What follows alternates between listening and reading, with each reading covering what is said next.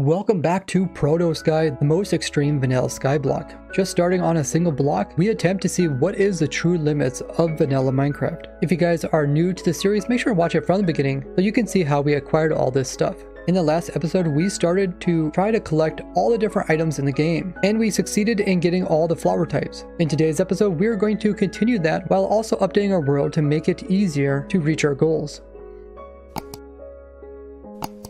The first thing we're going to do is head over to the Wandering Trader farm, where we're hoping to get wandering traders that sell us a wide variety of unique items. As in Proto Sky, we don't start with these items in chests or anything like that, so we have to wait for them to spawn in to sell us these items, which in a normal world is considered pretty useless, like getting a sea pickle from these guys or getting a sapling, but for us that's the only way we can get it. Oh wow! Oh my goodness. Oh, ice path! Wow, we can do super fast, speedy ice boats. No, oh, it's not rendering. I thought it was at the end. I was like, I don't want to go off the end. Is there a bumper at the end? Oh, there, okay, there is, awesome. Wow, we can get to the far end very quickly now. Okay, this is where Manrock's AFKing. Because once we get all the Wandering Trader trades, it gives us access to stuff for like coral. Hey, we made it. The Manrock should be AFKing here. I see some name tags. Can I walk through here? There he is. Yep. So hopefully, over time, we'll eventually get all of the trades. And if we go into this portal, this is where we were looking at earlier. So now the portal is up high enough so the mobs come out. Like the Wandering Trader, they fall down, they can't get back in again. Otherwise, they could possibly, have this loaded long enough so they walk around and end up walking back in again, or somebody loads it. Now we checked about and there was no new Wandering Trader this time, but earlier off camera AA Dad was able to trade for a sapling. The Wandering Trader sold you some spruce saplings. Of course dirt. Okay, got saplings. And plenty of room. Let's grow it up. Yay! It converted the dirt into podzol. And then we can use our silk touch to obtain podzol. Before, the only podzol piece we had was the one in my ender chest, because we got that one from a Wandering Trader, the very first podzol we got. So now we actually can get infinite podzol. If you guys want to make a podzol farm, we can do it. And of course, the spruce tree is massive. It means we can also get spruce logs, a new log type, as well as spruce leaves, a new leaf type. We are progressing. Pretty soon we'll be able to get all the trees, and that is through the Wandering Trader.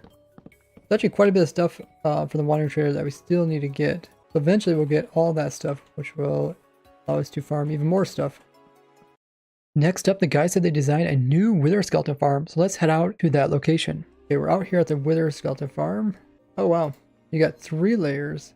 So one layer you have 3 layers, which is really nice. The Wither Skeletons come down here. Okay, let's swing at these guys. Wow. That's a lot of Wither Skeletons. So down here is the storage. Ooh. Wow. Dang, we're gonna have a lot of Wither Skulls. And of course, bones. Looting gives lots and lots of bones. And of course, coal. So we make coal blocks easily. So you guys are using the decoration. You got 3 layers. Let's find a really nice location. You got the piglin in the center, crack them all to the center, just like my piglin Wither Skeleton farm. Now we have quite a few different Wither Skeleton farms. We got that one over there. I think that one's still incomplete, and we got your guys is over here. The guys added an addition onto the villager trading hall. They removed the old one because in that one, only one person could cure each villager. With this new one that they designed, each villager can be repeatedly cured, and that way everybody on the server could get the prices down low. And this can be done on a large scale. They put it exactly where the old trading hall was, and they hooked it up to the same crop farm, breeding system, and villager baby growing area, so that it will automatically fill in the villager hall. You can even see the added glass above the whole entire thing, so lightning won't convert any of the villagers into witches. Now let's take a closer look at it. So designed by Ruin19, and he has it color coded. So farmers are black, green goes to the book guys, light blue is arrows, white is armor, and yellow is tools. That must be the colors on the signs. Oh, that's pretty cool. So you got some villagers sitting here in front of each workstation, and you got zombies behind them to attack them. If you want to, you can switch it so they can kill the villager, and you can come in and cure it, and that way you can get to lower prices. So they're lowering it down so that the guy can attack them. That's pretty cool.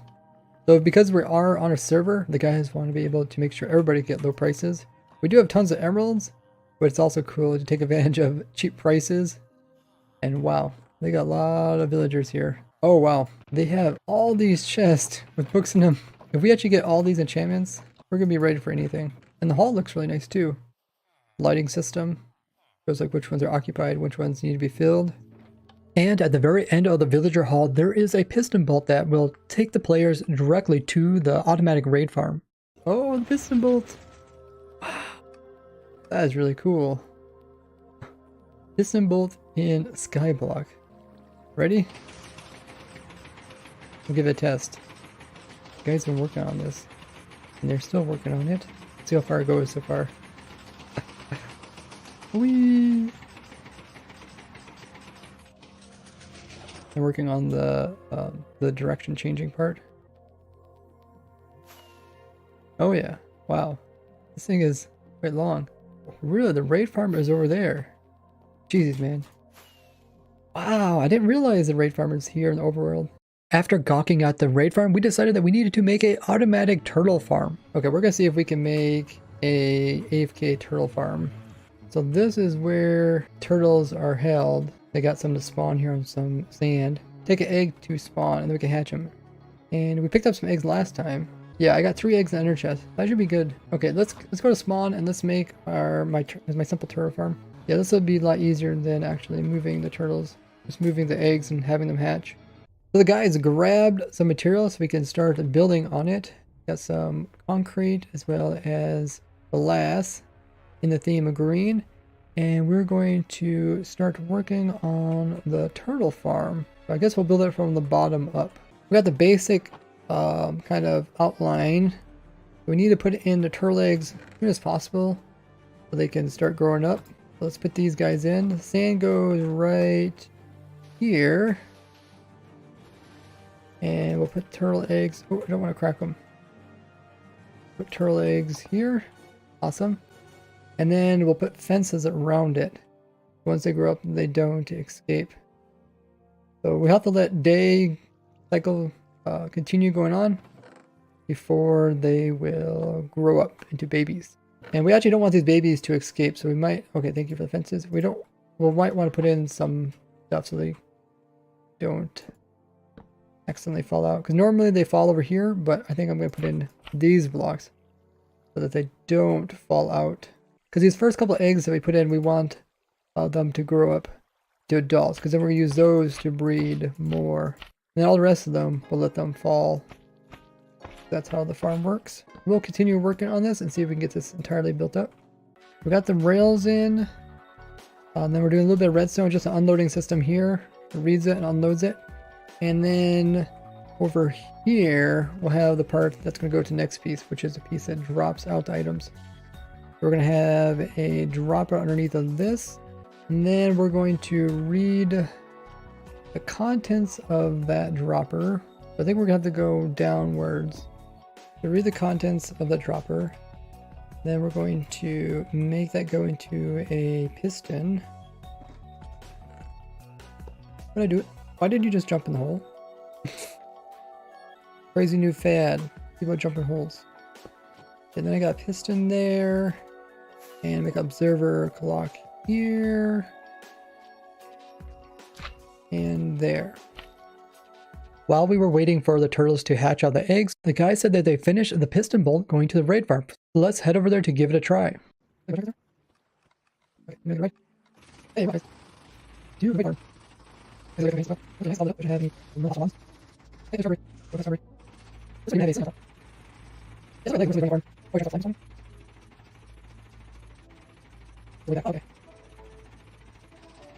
Hey, we made it! Raid farm is above us. Everybody else is coming. This is where the second floor will be taking you back. Huh, that's pretty cool. I guess one thing you might want to put in is a system so people make sure to drink milk.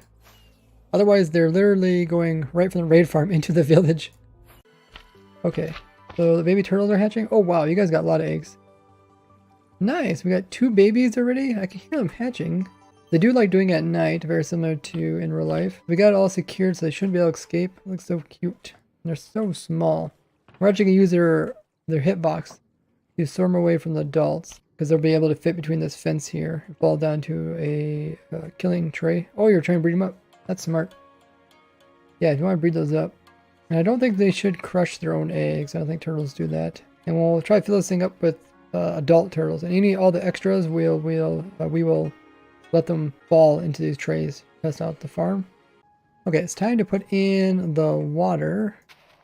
The water will go right here. We're going to use bubble columns here to send the item up to where the player is AFKing. The player is AFKing a little bit higher than the turtles. Hey, they got some of the adults. Oh, don't crush the turtle eggs. We got 2 adults. They're already trying to breed up. So this is where the rails will go. And we want the water to send the items like right here. So this is perfect. How high we want the water to go. Let's fill this thing up with our ice blocks. There, now we got bubble columns. I should shove everything up here. So the way the system works is we kind of use the seagrass that comes off the adult turtles when they grow up to breed up the next generation, which is kind of crazy, but it works, and that's how my farm works. And essentially, they're going to sit over here on top of this hopper, normally locked, so they can't go inside there. We come across with a minecart, we'll unlock it, and by that time we'll pick up everything that we need, and everything else can go into there. It's kind of a way to sort out stuff and give it to the player without actually needing to give it like an extra dropper to drop it to the player and all that other stuff. It really simplifies the process. So I think the last thing we need is a minecart. We got the hopper minecart down there, picking up anything. We'll give this thing a try. Does anyone have seagrass? Let's go ahead and give this thing a try. You just right click, and then if the turtles need to be bred, these are already bred, they can't get bred again. There's a little bit of cooldown period, and then they will produce these eggs on top of the sand. Farm's pretty simple. We will let some more of these guys grow up, and then we'll open this up so they can fall down here. So let's do the finishing touches, and this farm should be ready to AFK so we get tons of scutes as well as seagrass. With more items obtained today, we are getting closer to obtaining all the items possible in ProtoSky. I really appreciate all the support you guys have been showing by sharing this series with others, as well as all the likes on these videos. I'd like to thank you guys for watching, and stay tuned for the next episode.